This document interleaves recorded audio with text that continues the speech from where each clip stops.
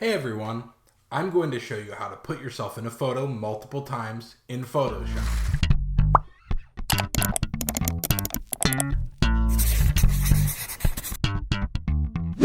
To do this effect, you're going to need a few things. You're going to want to get a tripod that you can put your camera on, someone to take the photo, or use a remote if you're doing this by yourself, and you're going to need a nice space that you can go multiple different places.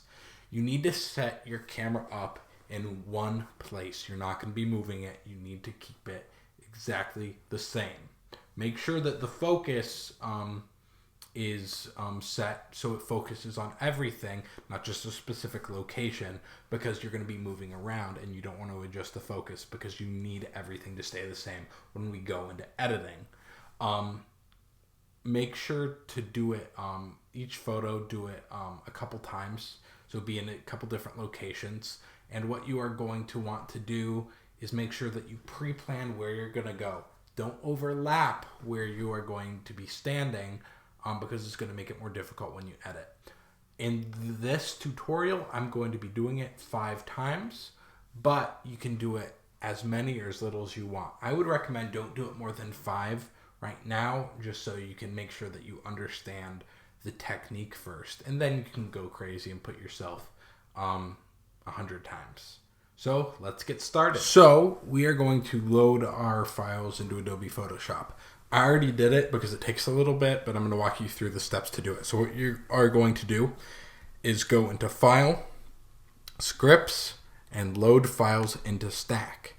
Then you are going to select the photos that you just took. You're going to put them in and you're going to click Attempt to automatically align source images. This should be no problem if you took my advice and you used a tripod and it looks the same. Now if you didn't, you might have some issues. It might crop heavily. It might be a jumbled mess. So make sure that you follow the steps that I told you before so you achieve some success. So we now have, for me, 5 of our photos stacked together. And as you can see, they're all the same. There's a little bit of a crop, but that's really okay. So what we are going to do is we are going to make sure all layers are visible. And what we're going to do is make the top 4, give the top 4 layers a layer mask. So make sure that you do that. Don't do it to the background layer.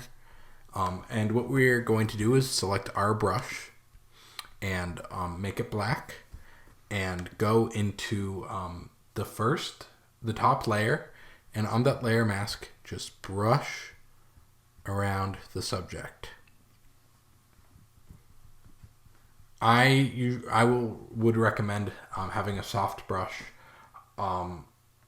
just because, you know, it looks smoother. You can use a hard brush, but I wouldn't recommend it. So now what we are going to do is we are going to invert the mask. On a Mac, it is Command I.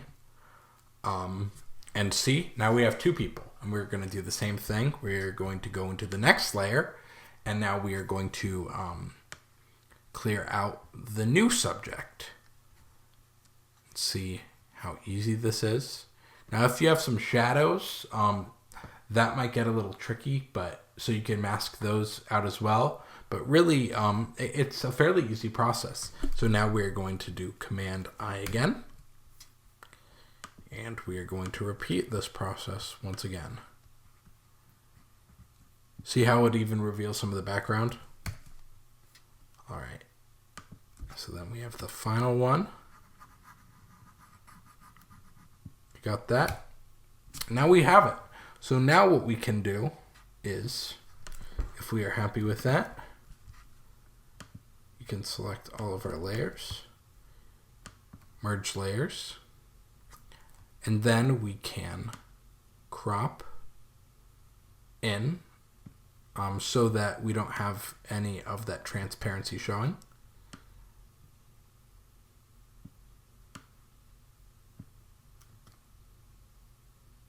And there we have it.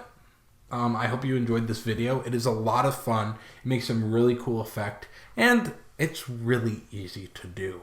So I hope this helps, and have an amazing day.